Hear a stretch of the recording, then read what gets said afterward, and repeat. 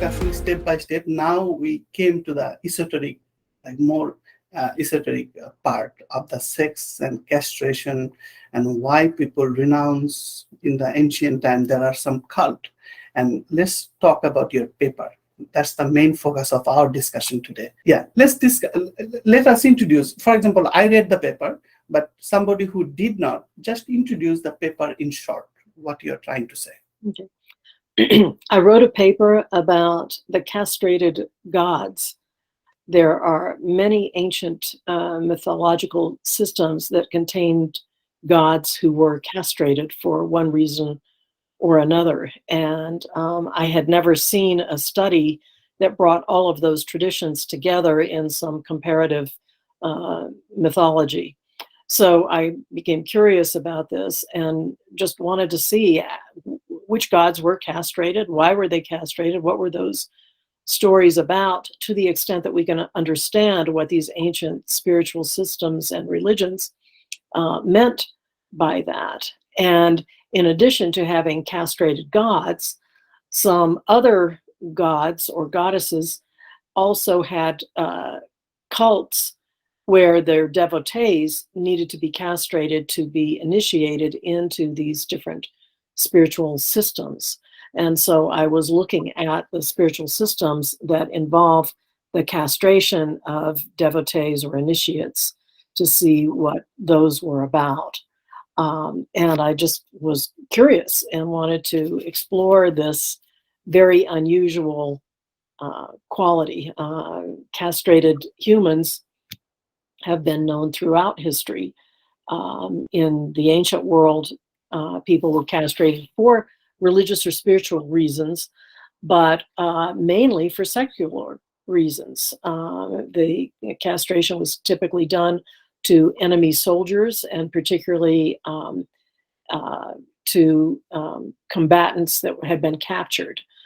So that was a standard thing to do with male captives, to take away a lot of their aggressive drive and render them trustworthy in certain situations, particularly guarding elite women, as in harem duties. But the secular castrated men had other positions of high trust as high-level servants, civil servants, and in royal households and so forth. And it was a huge workforce of specialized people with specialized skills in a lot of different cultures. But then some of the castration was done for religious or spiritual reasons. And today, we have arguably a very large castrated population with people who have been medically castrated for penile or testicular cancer, prostate cancer. There are a lot of people walking around now, a lot of men who technically are castrated, even though they may physically have their genitalia still. Yeah, so it's not news today, in the past time, everywhere. But in our background, because I in your paper you also mentioned some spiritual significance. You mentioned practical significance, like the prisoner or the warrior who got captured. That's understandable, or civil duty. But in your paper, I think you focus more on sacred reason, why people got castrated as a symbolic ritual or something. Let's focus on that part, because so far after our discussion, we started from common sense, then we went down that sex has a spiritual significance for sure. So why not talk castration with spiritual significance? That goes side by side nicely. Okay.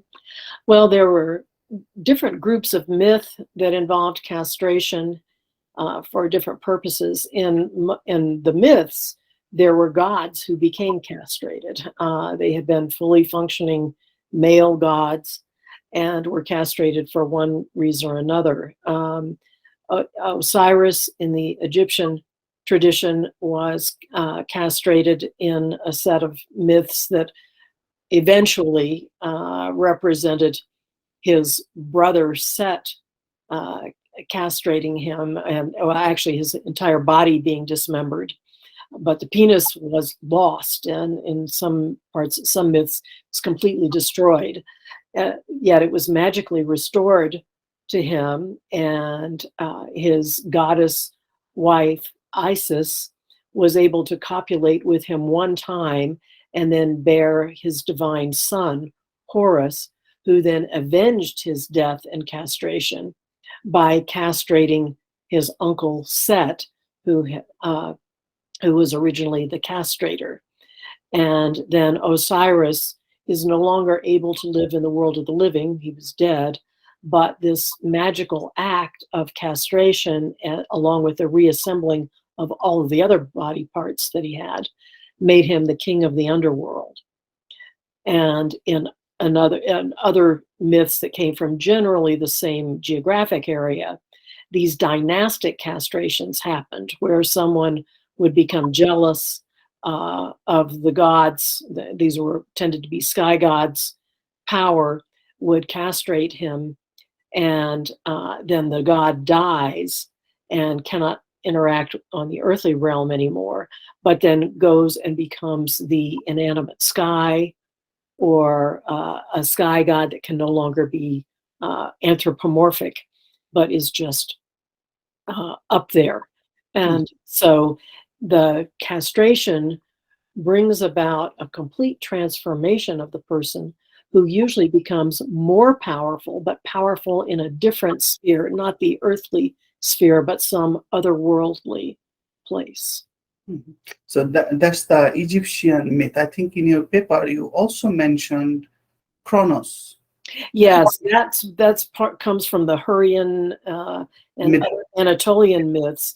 Yeah, Chronos or Saturn, who devours his children, so that he castrated his father, so then he becomes God in his place, and devours all of the children that his wife has, but then is ultimately attacked by one of his sons who wants his power, and he vomits up the children. They have a huge cosmic battle between the Titans and the gods of Olympus, and the Titans and all of them are killed, and Saturn is banished. He becomes... It's like dynastic clash among the gods. Yeah, and it's a father-son clash, usually, where the son supersedes the father or castrates the father.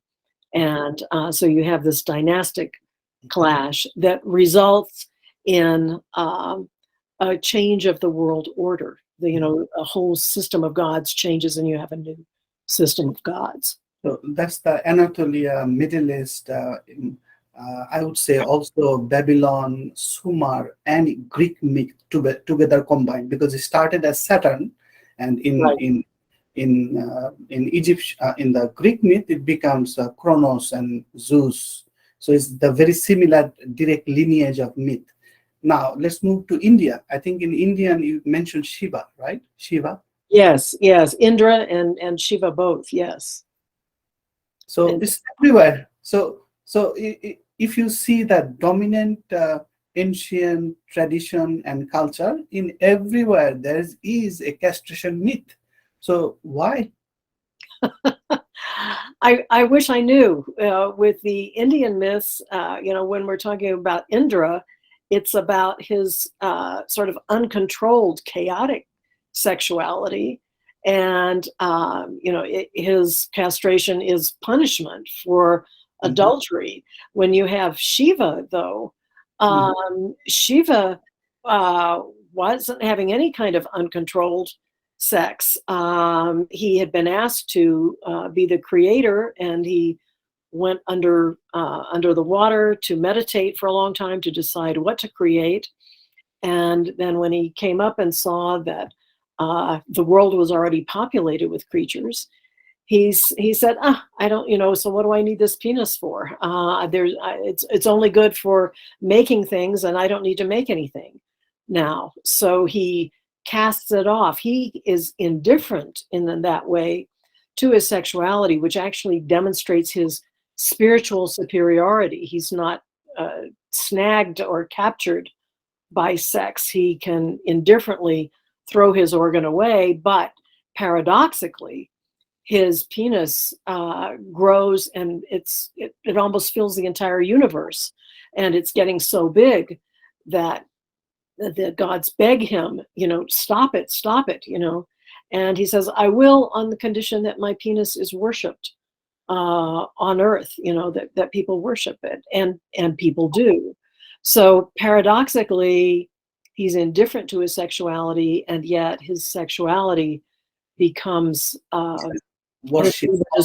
worshipped, all over the world. Yeah, exactly. In India, there's a symbol, Shiva Lingam. So that's a very phallic appearance of a stone that looks like a phallus, and people worship it as of today. So that's a very core part of Shivaism. Yes.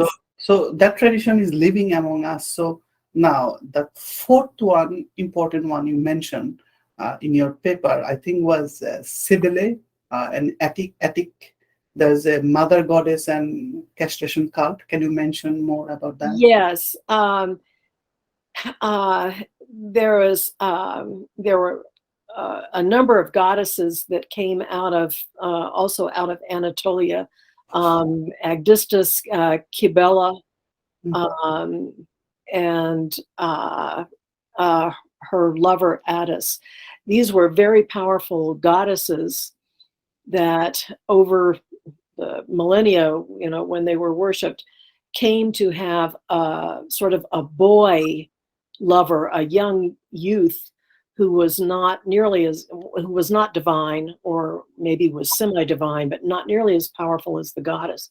And sometimes this youth was an acolyte or a priest worshiping at her temple, and he was punished usually by disobeying or betraying the goddess, not necessarily sexually, but sometimes sexually. And she would come back with all of her power, and either she would castrate him, he would be so remorseful that he would castrate himself, or sometimes other gods, to get back at the goddess, would castrate him so that he could no longer be her lover or consort.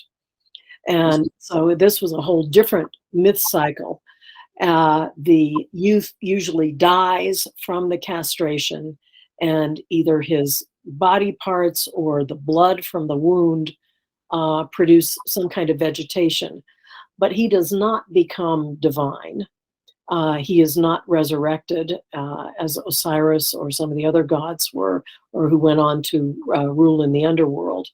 It's always the goddess who is the most powerful one here. And her consort is just there really for the drama. In many later centuries, these gods, because they died, became associated with vegetation and became, to some extent, gods of vegetation. But the goddesses were not, and they were not always goddesses of sexuality. That seemed to come later, but initially they had very different attributes. Okay, so that's another one angle. I think in your paper you touch another two. I will bug you because to explain everything for the general audience who have not read your paper, because it's a very important compilation of all possible things. You in one paper you compiled so many data, and I love the fact you made some comparative table. I love it because most of the paper, they don't bother to make a nice table for the reader to understand quickly and summarize and go through the tables quickly in the later day. Most of the paper written in such a complex way, it discourages people to read it twice. But your paper, you wrote it such a way people will go back as a quick reference. So in your paper, I think you mentioned two other categories. The next one was the early Christian fathers, like church fathers, an early Christian sect who self-castrated. There was a castration cult. Just to mention a few things about them, and then I'll go to the last one, the Bangladeshi Indian Hijra community. Yeah. Thank you. Yes, well, in Christianity, there's been a lot of debate about whether there was debate in ancient times, not today, about whether Jesus and the Apostle Paul, St. Paul, were castrated or not, because they were conspicuously not married, either one of them. And it was very traditional for Jewish men to marry. That was just expected, that you would marry and become a householder. And for them not to do it gave rise to speculation that they might be, there's some speculation that they were homosexual, or speculation that they had been castrated. And there are certain verses in the Bible that have been interpreted as meaning that maybe they were castrated, or that castrated men, that eunuchs, would more easily get into the kingdom of heaven. And so in the early centuries of the church, some people, in order not to have sex, did castrate themselves or had themselves castrated. And the church has hidden this in recent years.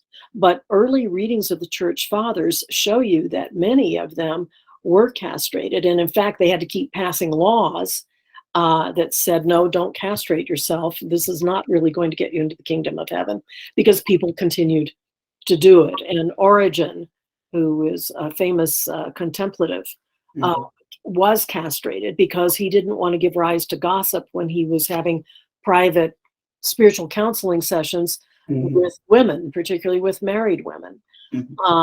But later, even he said, I don't recommend that anybody else do this. And so it's gone in and out of fashion. During the early centuries of the church, it was widely not done, although many Christians believe that celibacy was the path to spiritual attainment, hence all the monastic traditions in Christianity.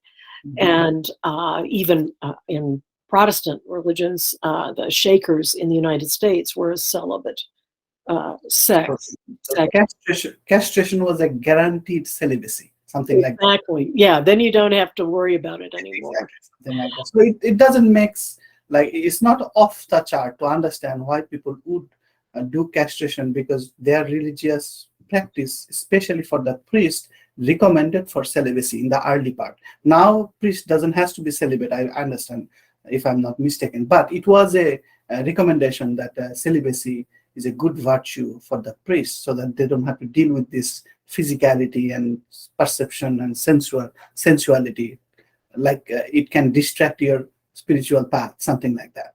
That's right. And it's in direct contradiction to the Jewish tradition, where rabbis are expected to marry, because they are expected to be exemplary husbands and householders as role models for their congregation, to show this is how a family man behaves, this is how a married man behaves. So the whole Christian thing that that goes in the celibate direction is completely different. Exactly. Plus, to show off your number of children, the more children you have, you're more blessed by God. That was right. The Jewish ideology in general. And even in India, it doesn't have to be monotheistic Abrahamic tradition. The person who has more children is considered to be more blessed and successful in this worldly life, because what else you have? Because your wife is your ultimate asset, your husband is your ultimate asset, and your children is the ultimate asset of the family. So you're rich, for example, in old time, like in very old time, how many cattle you have, how many sheep you have was a correlate of your wealth. But your actual wealth is still your son and your daughters.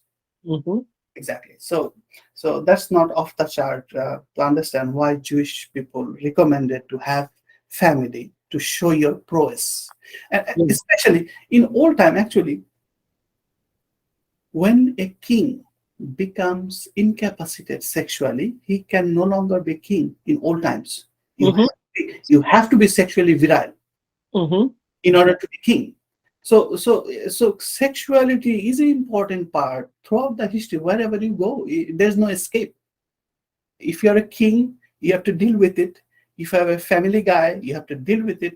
If you're a priest, you have to sensitively deal with it. Like many people went to even castration to protect self from the distraction. It's so powerful. But in even ancient time, gods like mythological gods, has to deal with it. So Yeah. we petty human, there's no escape. You have to deal with sex unless sex will control you, something like that, right? Mhm. Exactly. In your last example, I think you mentioned that in India and also in Bangladesh, I grew up in Bangladesh, there are a lot of transgender community in Bangladesh. Traditionally, we call them Hijra. Mhm.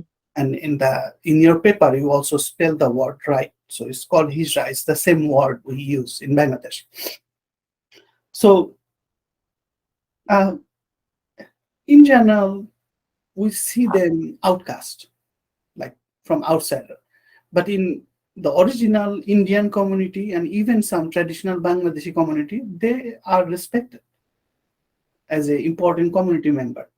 Well, of course, I don't know these communities as you know them. I have only studied literature about them, but the Hijras, at, traditionally, as I understand it, and you certainly correct me if I'm wrong about this, were supposed to be castrated as uh, as part of their non-binary or non-sexual status. So these were males who were castrated and who were devotees.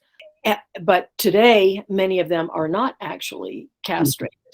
They cross-dress, they perform women's functions, and I think they have an ambivalent status in these communities. They are respected because they're viewed as being spiritually powerful, able to bless and curse people, and so people want to be on their good side. Exactly. But they're also afraid of them. You know, if I make them angry, they could curse me, they can bring me misfortune. Exactly. But people tend to be uncomfortable also with the transgender or transsexual, non-binary presentation that they have. So they have a lot of power in one way, but in another way, I won't say they're outcasts, but they don't fit easily in mainstream society. So they're a marginalized or fringe group who are very obvious because of their presentation, the way transgender people are in Western societies these days. It's safer now to have a non-binary physical presentation, but you're treated with suspicion, and certainly people are much more marginalized here, I think, than they are in India or in Bangladesh, where these Hijras have been for at least 2 centuries, closer to 3, and they have a recognized place in the society. And that is true, or has been true, of other societies. In the Native American tradition, there were called two-spirit people. There are other names for them, but that's common. And these are people who are born with a male and a female spirit. And they, like Hijras, they often, they would have a mixed presentation. They were usually men who cross-dressed and who performed traditionally women's functions in the society, like cooking or taking care of children, rather than becoming warriors. So it's more institutionalized in certain societies, and they usually have a special place. The two-spirit people in Native American traditions tended to be respected as having special access to the gods because they had two spirits, not just one, and they understood masculine and feminine. I don't think that they were regarded with the same kind of fear or potential for harm that the Hijras had in India or Bangladesh, where people... In general, Hijras are marginalized. If you ask me that how general people see them, I would say in Bangladesh and India, they're marginalized. Now, but in old time, they were not marginalized, but rather they were treated as a special class with little bit reverence and fear and avoidance. Nobody wanted to harm them because they can curse you. Yes. Exactly. And they are powerful, and they're used in the king's court as an entertainer.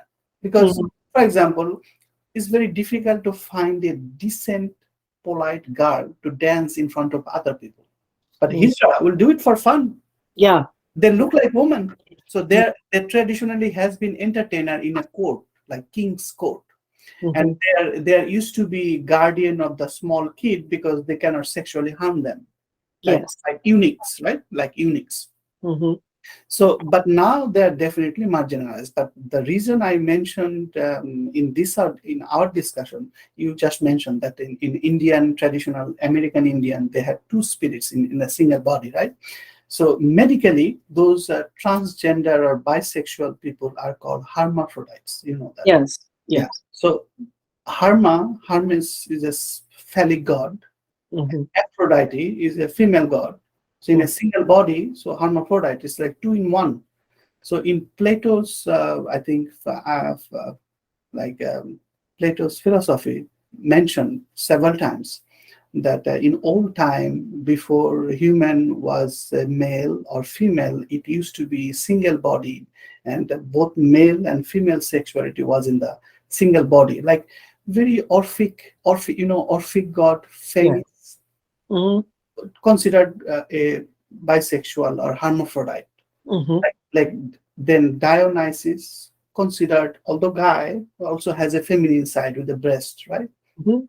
So there are many ancient gods who had male female in a single body, Yes. and because people has respect for that kind of two in oneness in one body, in ancient time, even in Indian community, the hermaphrodites was, that's why they are respected. They are not persecuted. But now nobody respect any religion, nobody respect any tradition. They are marginalized for political or ideologic reason. So I think in your paper you describe so many spectrum. Let me summarize. In last 30 minutes you talked. So castration can be involuntary, and like Seth is castrating Osiris. It's involuntary. You didn't want it, but you had the castration. The next example is you revenge your father with castration. In repentance, you self-castrate. So Chronos castrated Ouranos. If you go to Middle Eastern Chronos myth, later he self-castrated as a repentance. So that's again involuntary castration followed by self-castration. Then in Abrahamic tradition, God told Abraham, from this day, do circumcision. That's a symbolic castration, right? In remembrance of me with the covenant. So it's a similar archetype. Then the Christian tradition, castration was done for devotee reason, to devote yourself. In Cybele and Attis is similar to Christianity. So it's like a devotee. You castrate yourself to devote the mother goddess, right? So that nobody can take your attention other than mother goddess. So, and the last part is that you don't have to castrate because you have both male and female, so you're not distracted. The hermaphrodites, right? So in your paper, you covered entire spectrum of sexuality with connection of this sacredness and power of sexual drive influencing gods, human, and our culture. And it is still active today, as of today. You cannot deny it, you cannot escape it, you have to deal with it. That's right. Very That's absolutely right. Very interesting. I think is our job is to introduce the general people in Bangladesh. I think Western culture already has lots of material. They can study and they can find a lot of people. But in traditional Indian Bengali community, nobody talks about these topics and importance of those topics. I think through you, I think my friends and my listener, and because we're talking in English, your listener too will find this discussion useful, I hope. I hope so too, especially today when in the United States, certainly there is so much discussion of being transgender, transsexual, non-binary, gender fluid, whatever you want to call it. It's a hot topic these days. People are, in our culture, are hiding it less. So it's becoming more and more public, as it has been with the Hijra in India and Bangladesh for a long time. But we're in a highly gendered society here in the US that is now having to cope with that. And it's very, very difficult, I think, for everybody, for the binary people who are trying to forge an identity and be accepted and respected for who they are. And it's very challenging for people, particularly people of my age, who grew up with, it was male and female, and that was it. So it's an interesting thing. And as you said, it's been around forever. It's not going away. So we're all going to have to find a way to work with these powerful forces and these identities. Exactly. So I think here, I think we reached our conclusion, part 1. But if you have 5-10 minutes, let's talk some other stuff that might not go to